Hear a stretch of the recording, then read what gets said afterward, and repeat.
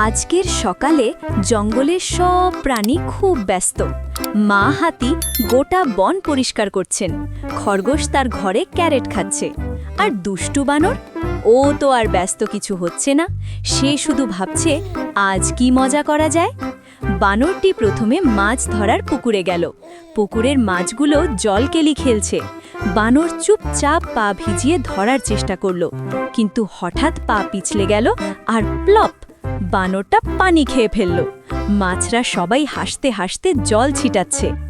এরপর বানর ভাবল, আমি এখন খরগোশকে রঙ্গ দেখাবো। সে একদম নীরবভাবে খরগোশের ক্যারেট নিল, কিন্তু খরগোশ তার চোখ দিয়ে দেখল, হেই, আমার ক্যারেট কোথায় গেল? খরগোশ দৌড়ে গেল, আর বানর হেসে লাফালাফি করতে লাগলো। খরগোশও শেষমেশ ক্যারেট পেয়েছে, কিন্তু বানরের হেসে থাকা বন্ধ হয় না।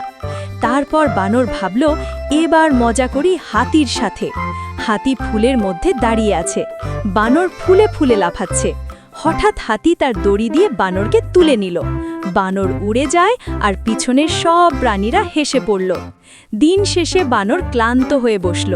সব প্রাণী এসে বলল, আজকে তুমি অনেক মজা করেছ। বানর হেসে বলল, হ্যাঁ, কিন্তু আমি কাল আরও মজা করব। সবাই হেসে হাত নাড়ল। আজকের দিন ছিল দুষ্টু বানরের একটা হাসির দিনে পরিণত হয়েছে।